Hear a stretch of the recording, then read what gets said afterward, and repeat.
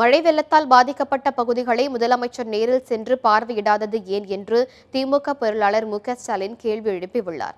சென்னை கொளத்தூர் தொகுதிக்கு உட்பட்ட சாந்தி நகர், state bank colony, Madurai சாமி சந்திப்பு உள்ளிட்ட இடங்களில் மழையால் பாதிக்கப்பட்ட பகுதிகளை திமுக பொருளாளர் மு க ஸ்டாலின் பார்வையிட்டார்.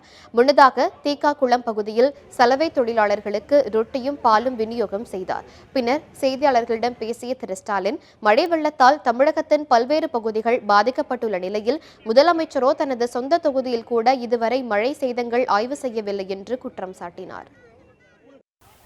தமிழ்நாடு பூரா சில்ட் எடுக்காததுனால, முன்னெச்சரிக்கை நடவடிக்கை எடுக்காதனால தான் இந்த மழை நீர் எங்கே பார்த்தாலும் தேங்கி இருக்கு. இப்பயாவது இந்த அரசாங்கம் வேகப்படுத்தி, இந்த மாநகராட்சியை வேகப்படுத்தி செய்யணும். அது மட்டும் இல்லை, முதலமைச்சர் அம்மையார் ஜெயலலிதா அவர்கள் இப்போ கொடநாட்டிலையும் இல்லை, சிறுதாவூர்லையும் இல்லை, பாய்ஸ் கார்டில் தான் இருக்கிறாங்க.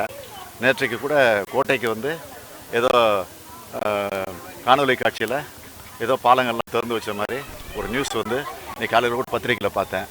அவங்க கோட்டைக்கு வந்தவங்க அவங்க தொகுதி பக்கத்தில் இருக்குது ஆர்கே நகர், அங்கேயாவது வந்திருக்கலாம், இல்லை சென்னையில் இருக்கக்கூடிய பல பகுதியில் பார்த்துருக்கலாம். இது வரைக்கும் பார்க்காததுக்கு என்ன காரணம்னு தெரியல. தொடர்ந்து இருசக்கர வாகனத்தில் சென்ற ஸ்டாலின் அம்பத்தூர், ஓட்டி, திருவிக நகர், அகரம் உள்ளிட்ட பகுதிகளில் மழையால் பாதிக்கப்பட்ட பகுதிகளை பார்வையிட்டார். இதனைத் தொடர்ந்து பெரியார் நகர், புறநகர் மருத்துவமனையில் டெங்கு காய்ச்சலால் பாதிக்கப்பட்டுள்ள சிறுமிகளை நேரில் சந்தித்து அவர் ஆறுதல் கூறினார்.